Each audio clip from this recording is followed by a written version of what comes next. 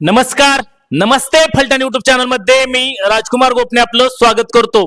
शिवसेना प्रमुख उपमुख्यमंत्री एकनाथ शिंदे यांच्या आदेशानुसार आता फलटण तालुक्यामध्ये शिवसेनेने जोरदार मोर्चेबांधणी सुरू केलेली आहे।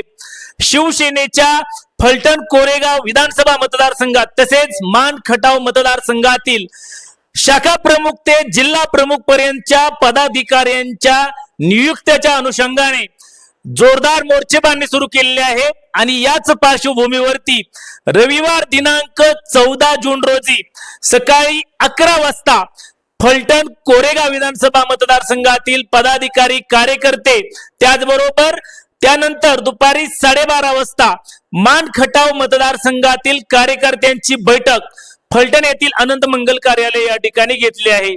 माढा लोकसभा मतदारसंघाचे संपर्क प्रमुख डबल महाराष्ट्र केसरी पैलवान चंद्रहार पाटील आणि इतर मान्यवरांच्या प्रमुख उपस्थितीमध्ये या ठिकाणी पदाधिकारी कार्यकर्ते यांच्या मुलाखती होणार आहेत। यामधून शाखा प्रमुख त्याचबरोबर शाखा प्रमुख पासून वरती जिल्हा प्रमुखापर्यंत नेमणुका या ठिकाणी करण्यात येणार आहेत।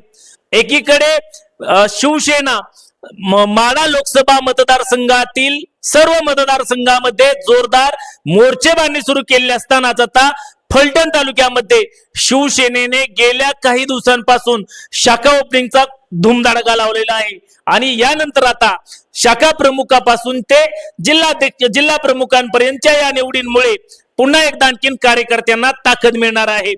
या बैठकीला सातारा जिल्हा परिषदेचे माजी अध्यक्ष आणि शिवसेनेचे धडाडीचे नेते श्रीमंत संजीवराजे नाईक निंबाळकर, फलटण कृषी उत्पन्न बाजार समितीचे सभापती श्रीमंत रघुनाथराजे नाईक निंबाळकर, माजी आमदार दीपक चव्हाण, त्याचबरोबर शिवसेनेचे पदाधिकारी वरिष्ठ पदावरील पदाधिकारी या बैठकीला उपस्थित राहून या ठिकाणी नव्याने पदाधिकारी नेमणुकांच्या दृष्टिकोनातून या ठिकाणी आढावा घेणार आहेत।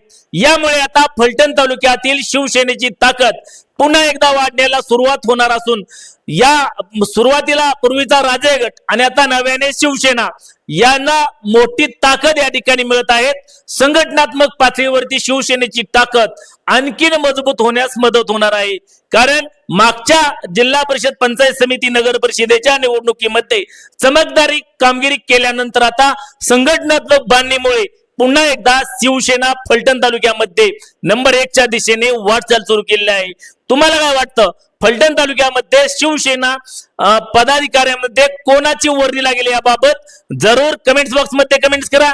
नमस्ते फलटण युट्यूब चॅनल वरती नवीन असाल तर नमस्ते फलटण युट्यूब चॅनल सबस्क्राइब करा, बेल आयकॉन दाबा जेणेकरून आमचे नवनवीन व्हिडिओ लवकरात लवकर थेट तुमच्यापर्यंत पोहोचतील। व्हिडिओ आवडल्यास लाईक आणि शेअर करा।